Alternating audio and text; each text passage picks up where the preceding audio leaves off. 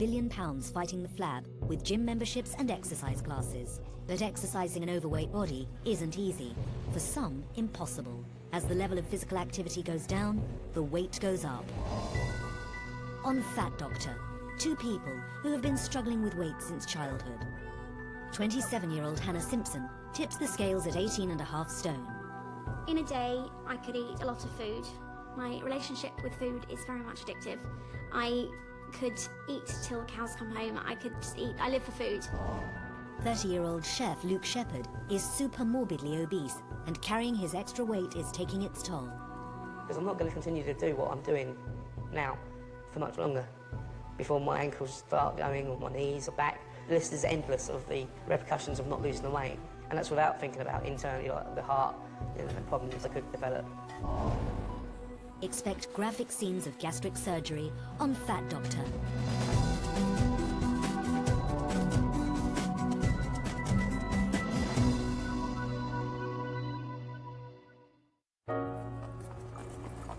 "30-year-old Luke Shepherd is the head chef at Prebendal Independent School in Chichester. Life is getting more and more difficult. Hauling his 30-stone body around the kitchen isn't easy. I've been unhappy about my size pretty much all my life. I'm in between 30 and 31 stone, which is way too much. The way I am now is because there's been 30 years of either not looking after my eating habits, emotionally eating, drinking the wrong things. Food controlled a lot of me. Food was part of me. It was what I was. And unfortunately, it's made me what I am today. Through childhood, I kind of cling to food a lot. Childhood was difficult. Mum and Dad got divorced when I was going through teens. If I was sad, I ate. Uncomfortable, I ate. I started working with food when I was about 14. I got a little washing up job, and that's where it all started, really.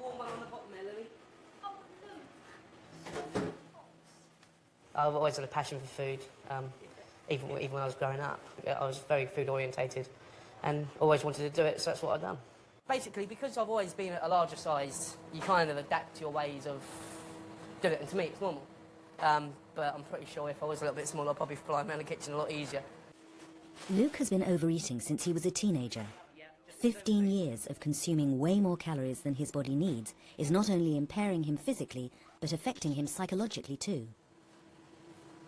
I'm disgusted with myself. I feel as though that other people would be judging and hating me too. I feel safe here because this is my work. This is part of my life and home. You know, it's like my home. But outside, I'm like a nervous wreck. For the last few years, Luke's obesity led to social isolation. He avoids public places, except for the school, where Luke has always felt well supported. We are quite close because I don't really see much of my family. I don't really see much of people out of work. So at the moment, these are the people I kind of cling on to. And they help me and they support me, and they all will continue to support me. One of Luke's closest friends is his boss, Colin. He's seen Luke try many diets and exercise regimes and likes to keep him in check. I tried different things with him at lunch, and I slap his wrists. I see him eating too much, or he has an extra pudding or something. When I see him with his fizzy drinks, I was taking it away. So we all try with it. It's hard. I've tried dieting, but it is very, very hard, especially in this environment, because you can just pick. Back at home on the other side of Chichester, Luke is in the kitchen again, this time cooking for his young family. Luke married Lisa, his long-term girlfriend, 8 years ago. They now have 2 young children, 9-year-old Shannon and 3-year-old Charlie. Being the size that I am, it affects my family in such that the children are used to it. Shannon and Charlie are used to it. They've known it all their lives. Right, after that, the water, mate. I can see my weight spiraling more out of control, and it'll get to the stage where I won't be able to work. I won't even go out of the house anymore, which will have an effect on my family, because we need to pay rent, need to provide for them, and picking them up from school, doing all the dad stuff that I feel as though I won't be able to do anymore. Do you know what a cat motor is? Yeah. Let the cat there. Do you want me to do it, or...? Wife Lisa has seen how Luke's obesity has increasingly affected the quality of his life. I'd say the last year was the worst. That he didn't sort of want to be around anyone. He just wanted to be at home, be sort of on his own. He was like excluding himself from people, didn't want to talk to anybody. You know, he just sort of felt worse each day, and he just kept thinking about the way he was, wasn't happy, didn't want to come out or sort of be with the family, and just sort of stay indoors really, just be on his own. Do you want to take yours and Mummy's food? I don't see myself getting any better because I've tried everything. There's a lot of things I find a struggle, having to try to lead a normal life so I can still provide for Shannon and Charlie and Lisa, which then puts a strain at home, because when I do go home I'm exhausted and my ankles are swollen and I just want to just relax. But then the children want to go out, the children want to play, jobs need doing at home. You know, it puts a strain on our relationship. Shane, can you bring the puff over, darling? Most distressing of all for Luke is the way his weight is restricting what he can do with the children. Are you coming out?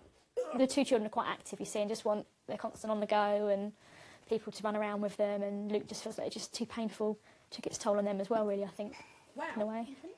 You eat some pasta? You like pasta? This is yummy.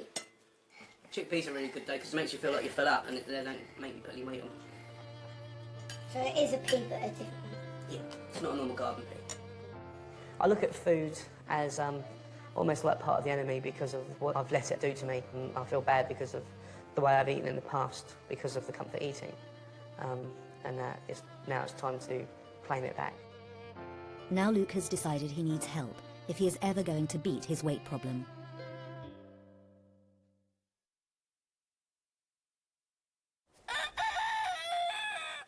For 27-year-old Hannah Simpson, help is already on the way.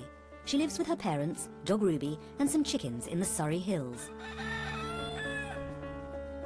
Hannah loves clothes and fashion, but weighing 18.5 stone and at a size 24 dress, many of the clothes in her wardrobe no longer fit. I've got a dress here somewhere that is one of others. That's one of my all-time favourite dresses. And it's got the most beautiful frill down the side and pleating. And it's one shoulder, little flower on.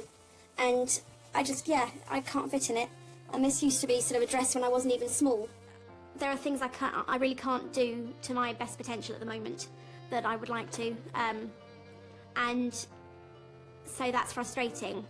That kind of style, I just can't get away with. You know, I don't feel sexy. I don't feel that confident about myself. I can't wear skimpy things because I want to show off certain parts of my body. Since leaving university 7 years ago, Hannah joined the family business in Guildford. I started putting on weight and being a bit too chubby, particularly from when I was about 12. But I always battled.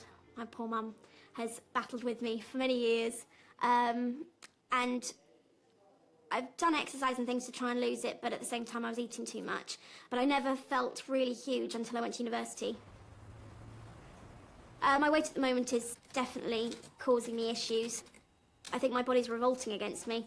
I think it's sort of, I've noticed an upturn in how many times I get ill every year, for one. I think it's probably because I'm trying to push too much. I'm trying to do all the things that I could do when I was slimmer, and that's a lot easier. I'm carrying an extra person. Weighing 18.5 stone and with a BMI of 45, Hannah has decided surgery is the answer and hopes that a gastric band will help her lose around 6 stone. The op, I think, it's something that I've considered for a while. I spent a good couple of months just thinking, did I want to do it? And I came to a decision that really it's a life-saving major part of what I've got to do with my life. For the first time in my life, I'm not just feeling happy and bubbly. I have dark days as well, and I don't want those anymore because they just don't suit me. I've never been that kind of person. I've always been bubbly and you know, I just want to make sure that I have the life that I had before that made me enjoy myself all the time. So the band would be, well, I'm hoping the band will be the best thing I've ever done. Gastric banding is one of the most common weight loss procedures in the UK. Bariatric surgeon Chris Pring fits many of them every year. The operation is relatively simple. The band is placed around the top of the stomach to create a small stomach pouch about the size of a golf ball. The tubing from this band leads to a port which we place beneath the skin, so that in the clinic we can inject this port here with fluid which travels up this tubing to the band and tightens the band up to offer more restriction. So this is a restrictive operation. Dietitian Denise Thomas has seen hundreds of gastric band patients in her bariatric clinic. I love gastric banding because what I think it is a 21st century device for a 21st century problem. We've grown into a pattern of avoiding meals, missing meals, eating on the hoof, eating very quickly, and also drinking very quickly. And what the band asks you to do is to eat regularly, to sit down, to chew your food really well and take time over eating, and be more in touch with what you're eating and how you feel after you've swallowed it. With her operation in just a few days, Hannah has been put on a special diet. So my daily diet at the moment is lots and lots of milk. The milk diet will shrink her liver to make the surgery easier. But Hannah has a milk phobia, so she has a plan. I've got 16 bottles in total of sugar-free syrups. They're all different flavours, from chocolate to pancake, which is just like maple syrup, hazelnut, macadamia nut, huckleberry, white chocolate, coconut, vanilla, English toffee. I've got a French vanilla as well. Every flavour under the sun. So there were a lot I didn't go for, chai tea and all sorts. And this is all I've been doing for the last week. Makes it pretty quick to make your meals. It's not just the milk she finds difficult. Hannah has been battling with food since her childhood and eating to excess into her 20s. Quite easily at work, I could go through a couple of English muffins, some toast, or half a baguette with chicken and cheese and tomatoes, and I could eat a couple of pieces of cake, cups of tea throughout the day. I could easily eat some chocolate as well. It'll be 10 o'clock and I'll eat something, 11 o'clock and I'll eat something else, 12:30 and I'll eat my lunch, but at 2 I'll have another, I'll have a dessert or something, and then I'll have another thing before the end of the day at work, and then I'll come home. I'm actually better behaved at home because Mum and Dad are at home. They don't like me overeating. Getting used to a gastric band is going to require some careful meal planning. Mum Nikki is helping Hannah come up with some new meals for that new, much smaller stomach. What are we going to do for your first meal when you come home? Some pureed porridge.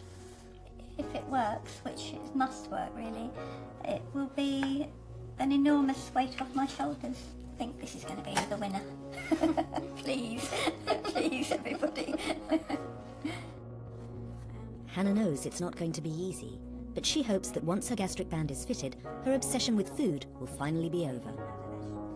I think that food controls me because I do feel like I need to make sure that I can get to it and I can get somewhere. I have to have access to food. It's the one thing in my life that I can't beat. Luke has decided to take action himself in one last effort to lose weight. He has started the Why Weight scheme, a weight management program covering exercise, diet, counselling, and for some, surgery. I've yo-yoed my weight over the past years. Basically, I've probably lost the same 6 stone several times over. Luke has come to burn some calories at the Chelsea Sports Centre. It's his weekly circuit training class. 10 seconds. 3, 2, 1, next station. The exercises that we do, they do vary from week to week, but they are tailored to everybody's needs. 3, 2, 1, next station. During the workout, you hit a wall, you sort of think that, I can't do any more. But the sense of achievement after the workout, when you think, after you've done the cool down and you know you've done it, you feel so much better. Lucy runs the classes, which are designed for people with a BMI of 35 or over and who may lack the confidence to exercise in public places. It's really important for everybody to exercise, and for weight loss, obviously exercise is just as important as addressing your eating habits and your diet. So when I met Luke, he was really keen to get started, and he's given 110% since he began. 5 minutes of cycling, 70 dumbbell raises, 40 bicep curls and 50 lateral flies. Luke is 1,300 calories lighter. But when you are super morbidly obese, that barely scratches the surface. He needs something more drastic than diet and exercise alone to shift more than half his body weight. After being assessed by the Y weight team, they said that surgery probably would be the best thing for me because I've tried everything. Exercising a 30-stone body isn't easy, but for now Luke must continue, with the hope that one day he'll get NHS funding for bariatric surgery. You crazy? Hannah is having surgery tomorrow.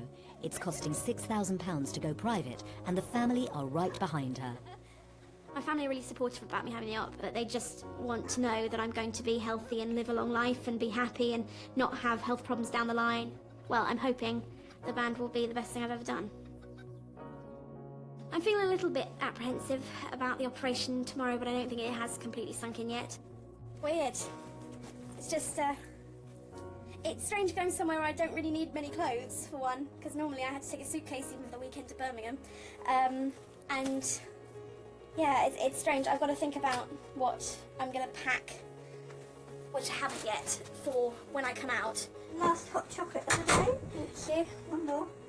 Quite hot, so be careful. Last milk drink. This time tomorrow, you'll be... Yes. Oh, you will, because it's 9 o'clock. Yeah, I'll be So you'll be done and dusted. I wonder what the visiting hours are. I need to find out. visiting hours. We've got to come and see. What do you do? I'm not bringing I've- you I've seen- flowers, madam. I've seen a few people who've been under... Flowers? Yeah. Okay, darling. Okay, good night. Night night. Sleep tight then, darling. In Chichester, it's a big day for Luke and Lisa. They've come to see Chris Pring. He'll assess whether Luke is suitable for surgery. Yeah, difficulties I've been having because of my weight. So at the moment, Lisa's helping me put my socks on because I find it difficult to get down there to do it. My ankles are swelling up a lot recently, and just recently I've started to get like a pain in my knees. Normally when I'm lifting myself out of the chair or out of the bath, it's like a grinding pain, and I just don't want it to get worse. So it's best to come and see Chris today and find out what we can do just to try and nip it in the bud before I really start getting some complications, really. A little bit nervous, Luke, really.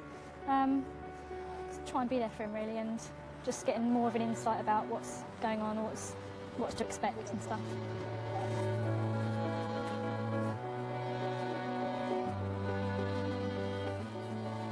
So I'm pretty impressed with this Why Wait, this Tier 3 programme that you're doing. You know, the exercising in the community and the psychology and the dietitian and all that. You've been doing that for a while? Yeah, since it's been about 6-7 months. Right. You know, I'm about 17 stone more than what I should be. So I need to shift it and get that extra person off my back. That's right. I mean, you've tried shifting it before, haven't you, in lots of other ways? I've probably lost the same 3 or 4 stone 10 times over. Yeah, and it's come back on again. Yeah, that's the yo-yo diet. It's not just surgery, it's the whole journey. So, you know, you've undergone 7 months, really, of preparation to get here, and then you see everybody today, and then it's quite a long, patient journey. It's not just the operation, you know. It's not just a magic one where you can wake up and have an operation and be the person that you want to be. You've still got to work towards it. Yeah, you're absolutely right. Luke must now wait for Chris's decision to find out if he can get surgery on the NHS. Luckily for Luke, he doesn't really have any other medical problems. He's, you know, you'd look at Luke and think, gosh, with that weight, he's bound to have diabetes or high blood pressure or high cholesterol. Actually, he's lucky he doesn't. You know, it will probably creep in over time if he stayed as he was. The only thing he really suffers with is a bit of aches and pains in his joints. So he is quite fit, really. But certainly, as you can see from his size, he's not at a healthy weight, and that's what we've got to do, get him to a healthy weight, and a weight that he's going to be able to maintain in the long term. Luke rushes back to school, just in time to serve lunch to the children. On the menu is shepherd's pie, green beans and Mediterranean pasta. These children eat well, and this school takes healthy eating very seriously. Nutritionists are involved in planning menus, and the children are taught about diet, with the hope that they will grow into adults with healthy eating habits. But sadly, this was too late for Luke. If I got refused for surgery, worst case scenario for me would be my weight would continue to rise. I'd lose my job, I'd lose my family, because my depression would get worse, and I couldn't put Shannon and Charlie through that, and Lisa especially. They've been through enough, so it'd probably be involving me just being on my own, not going outside, and just becoming more ill. It's not a very good future at all, really. Yeah, no life. Weighing 30 stone and with a BMI of 59, Luke is desperate to discover whether he will get his gastric bypass operation. And a week later, Luke finally receives the news he's been waiting for. The letter from St Richard's Hospital tells him he's been accepted for bariatric surgery on the NHS. I can't see myself having a future without it. You know, I can't begin to imagine what it'd be like to get down to 14, even 15 stone. Just see what happens. As I said, I'll set myself a target and I'll do my damnedest to make sure I get down to that target. I'll do anything I have to, even surgery. So.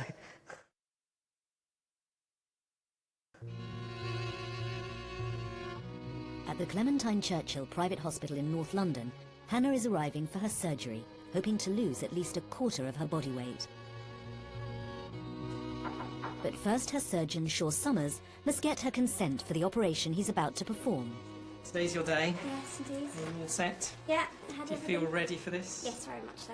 Yeah. And the important thing from our point of view is that you feel prepared and informed about what's going to happen today, so you're clear in your mind. Yeah, very much. Yeah. Okay. In the zone. Good. If I can ask you to sign it and date it there for me. Lovely. Thank you very much. I will go downstairs now and get changed into my pyjamas ready to do the op. For a matching set. We'll see who looks silliest. All right. See you soon. See you later. Thanks. Bye. How are you feeling, Hannah? Yeah, I'm actually feeling quite excited, really. Which is weird, because I didn't think I'd feel that. I just get a few hours where I can sort of just get ready now and get myself sorted and go for a snooze, and then I'll wake up and it's all done. For Mum Nikki, the operation means she'll no longer have to worry about her daughter's food obsession. It just became quite secretive eating in the end because she was just desperate to have the sweet things and too much of everything, basically. And you know, when you're really worrying about your child eating too much, you end up getting so frustrated. And it's really difficult for, I think, any parent when they see their daughter or child getting too heavy is, and you're trying your best, but you can't find anything that will work. Got my dash now. Okay. So yeah, we'll see how it goes. Do you dream? Do people dream, or is it literally they just It's not normal sleep actually. They don't dream, but you'll find that afterwards, tonight, tomorrow night, you'll sleep really when you get a rebound. Normal sleep. This is not normal sleep. This is chemical sleep. So afterwards, you get a rebound sleep. It's really good indeed. But not tonight, probably. No. Okay, what we're going to do now is get a little drip into the back of your hand. Sharp scratch coming now. Keep nice and still. What I need you to do is really take several deep breaths in. Okay. And the next thing you remember, you're in the recovery room, being asked to wake up by the recovery sister.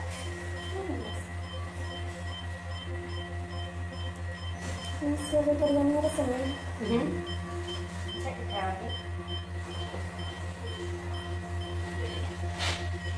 Okay, so take your eyes.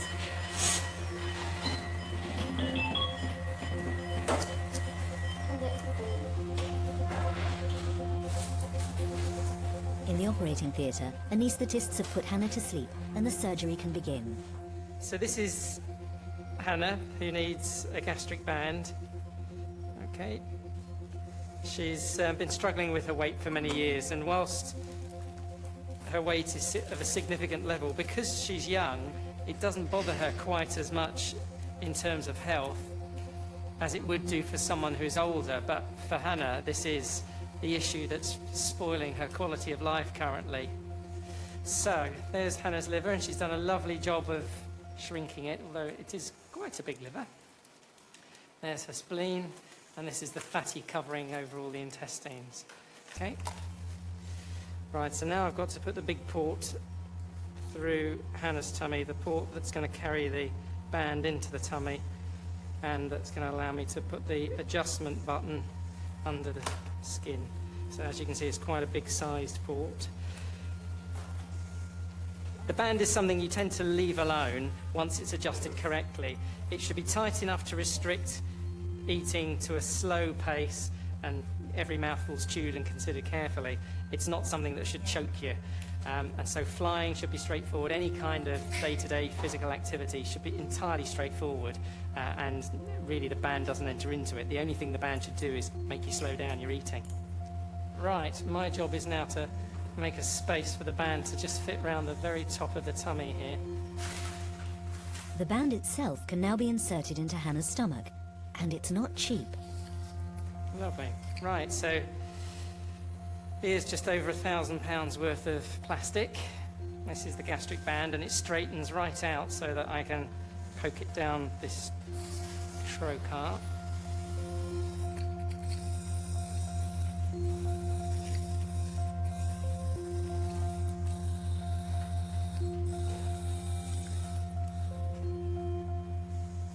We wear masks for this surgery and not the bypass because I'm putting in an implant and it's absolutely vital that it stays sterile. So we therefore wear a mask to stop any little droplets from getting onto the implant. We tend not to wear a mask for a bypass because the operation involves opening the intestine and it's therefore a contaminated operation, and it's very, very unlikely that anything from me will cause an infection in the patient. The next class up from this would be something like a joint replacement where everybody in theatre has to have a mask on and hats and everything. Clean underwear, the usual. Right, so what I have to do is pull this piece of tubing through here so that the band clips together. Right, we're nearly ready for you, Manita, to blow up the balloon. So there's the band almost clipped together around the top of the stomach. Dr. Grover's now going to blow up a balloon, which is just there, that sits on this tube that I have. And that will help me just gauge the size of the little stomach pouch. And I'm going to just use a balloon size of about 10 mils. Blow away, milady. There you go, there's the balloon, 10 mils of air in it.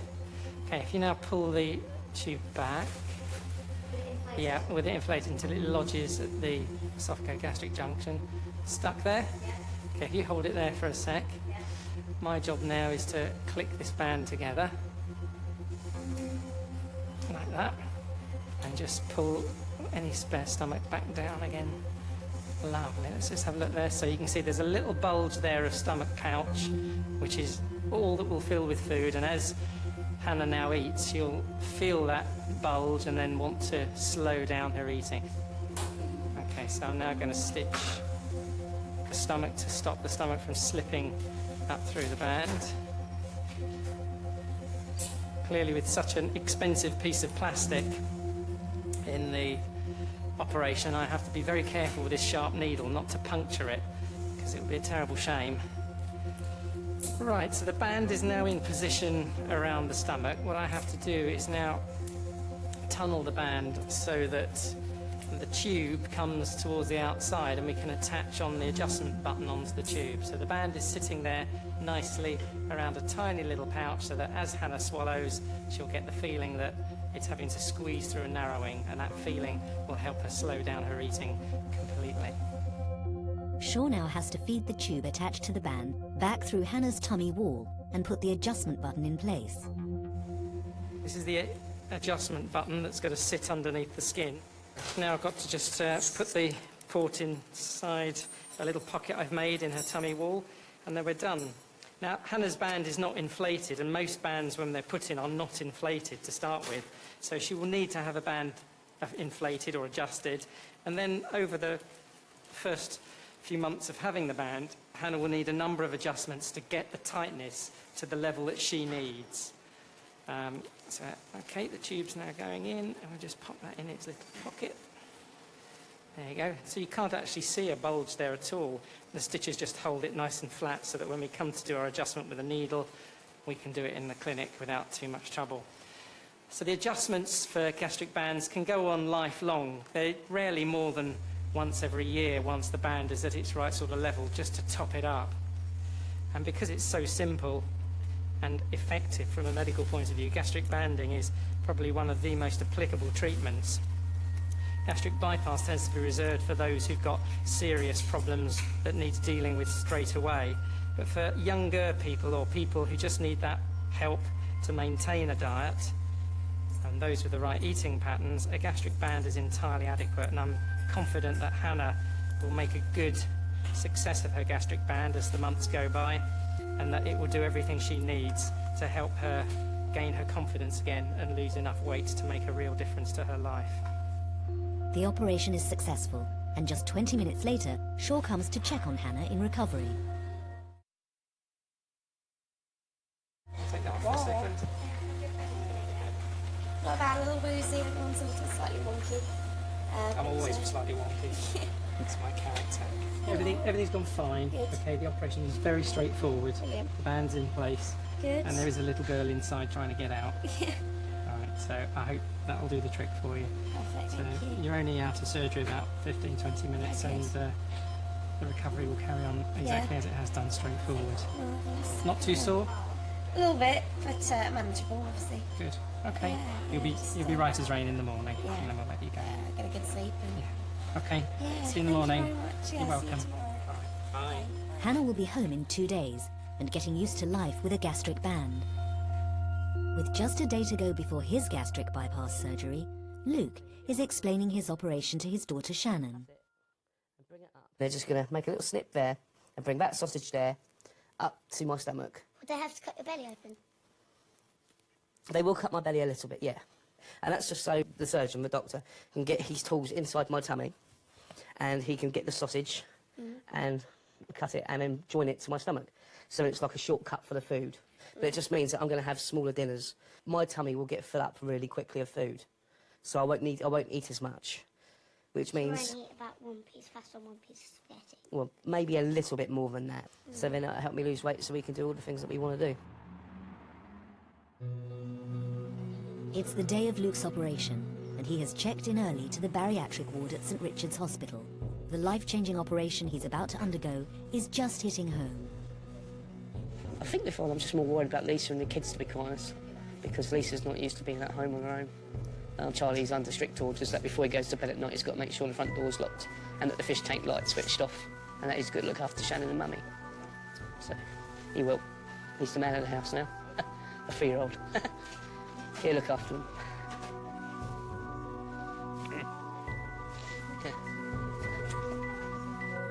With Luke on the operating table, anaesthetist Mike Margerson starts the process of putting him under. This is sort of testing how sensitive you are to the drugs, the painkillers. So we'll just watch you and see how you are for 2-3 minutes with that stuff. I feel better now than I did when I come in, don't I? You feel spaced out and hard as a comet for a few minutes, I suspect. OK, just gonna watch you quietly. Movement's better now. I'm all good, yeah? You're good. I'll see you in about 2 hours' time. All right. Just want you to fill your lungs up with a couple of slow, steady breaths in and out, just for 1 or 2 minutes. Just feel that big wave of tiredness starting to come over you. Just drifting off. And we'll see you again in about 1.5 hours' time. Slow, gentle breaths. Just going off. That's lovely. Off to sleep.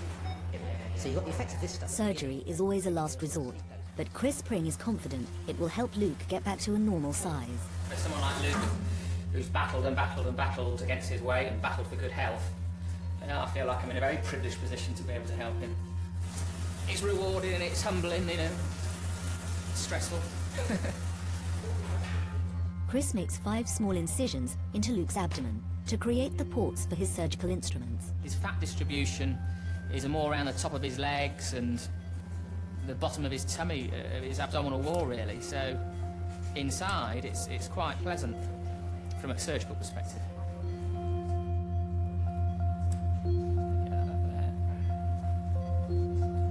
Chris needs to measure about 1 metre of Luke's intestine. This will be bypassed and never see food again.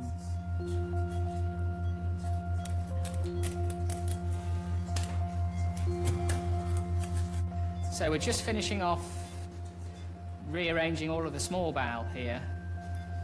The last few stitches are going in.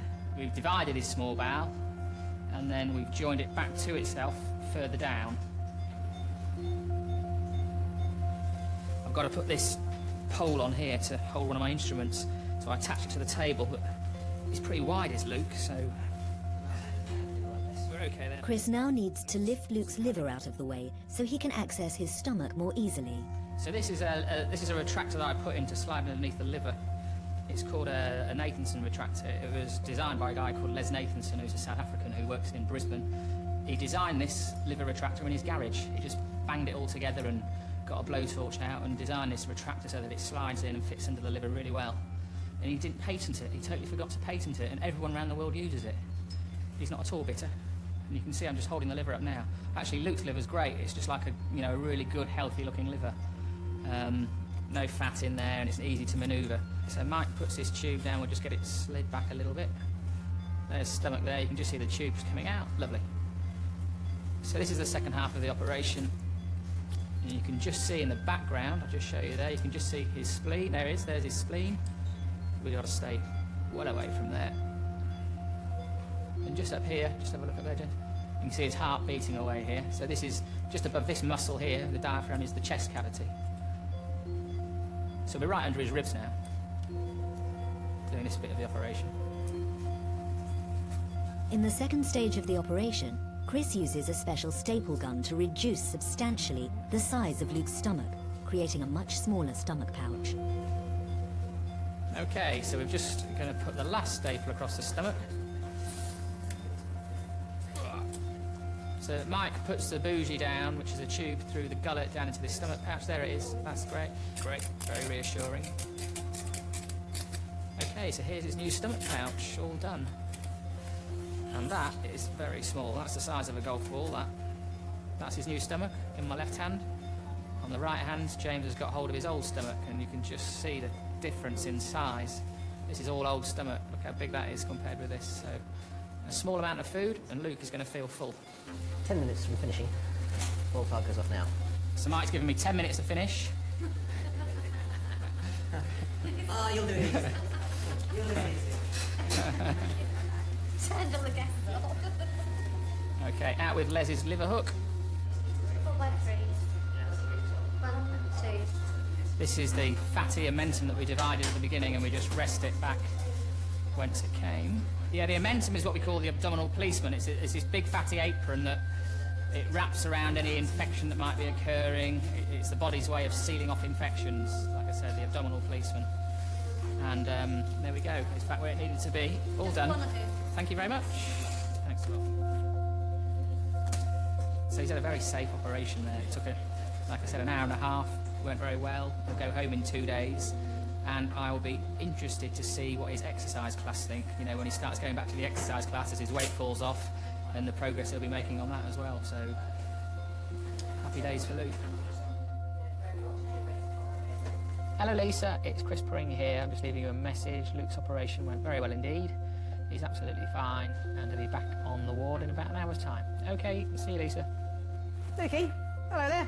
Welcome back. Welcome back. Okay. Okay. You look a bit shell-shocked.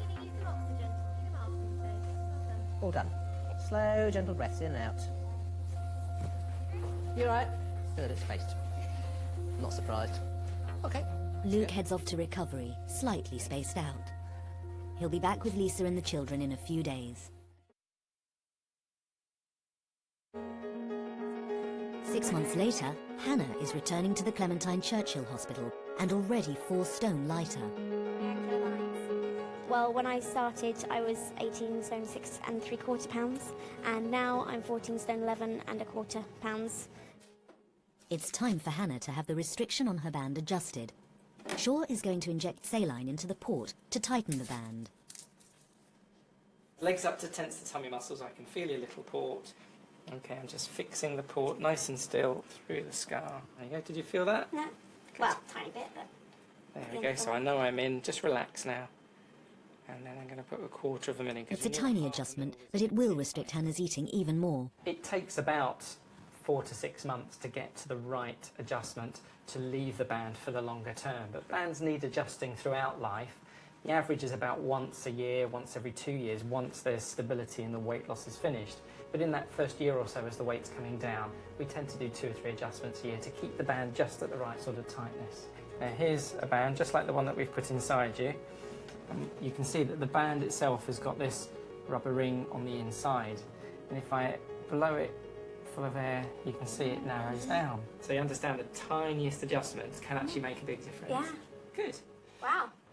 It's a Thursday evening in Richmond, South London, and Hannah has come to her salsa dance class.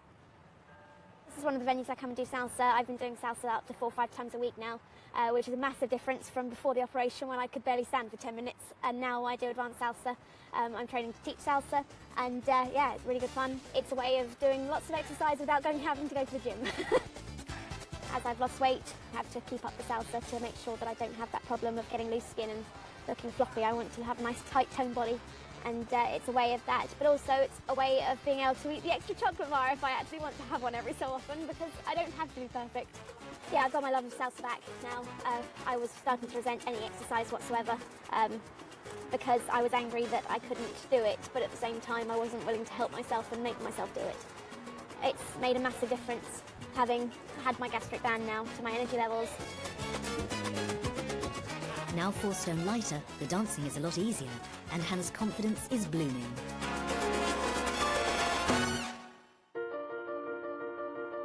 It's 4 weeks since Luke had his gastric bypass operation, and he's out on the South Downs with his family.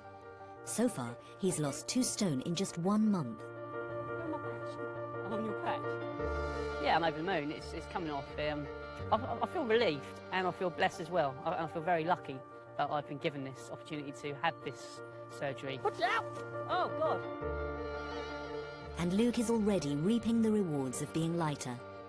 Since I started losing the weight, I'm getting around the kitchen a lot quicker and easier. As I say, it's given me a little bit more oomph and a little bit more go, really, because I was struggling before. But as I say, I'm in more control of it now. So, and a lot of people have said I've lost a lot of weight in my face and neck area. I've actually got a neck, which I didn't before. And the biggest improvement is the chef's trousers, what we bought before the operation, didn't fit. They fit now. They're getting too big. And also, I can actually do my chef's jacket button up at the bottom, because before I couldn't, so I always used to hide that behind my apron. So, but no, as I said, it's getting along a lot better, and I'm looking forward to the next couple of months to see what happens, really. And it's not just Luke who's enjoying his newfound freedom. Did his children ever think they would be kite flying with their dad? Not really, because he was a bit on the round side.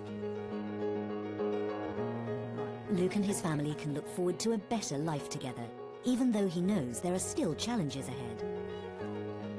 I'm still not great going out in public, because as I said, you still get some comments from people and little looks from people when you go past, but hopefully in time, once the weight goes down, people will find something else to look at rather than thinking I'm some sort of overeating mess, really. Away she goes.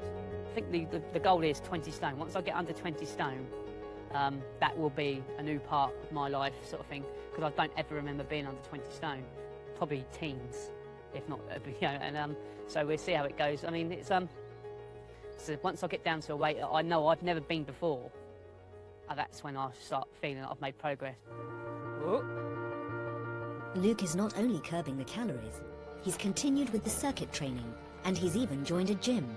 I think it's fine. I'm burning off like 1,300 calories a workout, and I'm probably consuming less than 400, so it will come off, and it will come off quite quickly. And because I'm actually putting exercise into it, it should start toning up the body as well. I think the wind has changed, actually.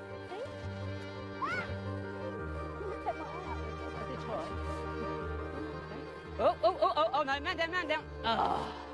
I feel optimistic about the future. It's going to be a challenge, and I'm looking forward to taking it on, really. So I'm not going to say it's going to be easy, because it's not. Every day is a learning curve, so that's how we go.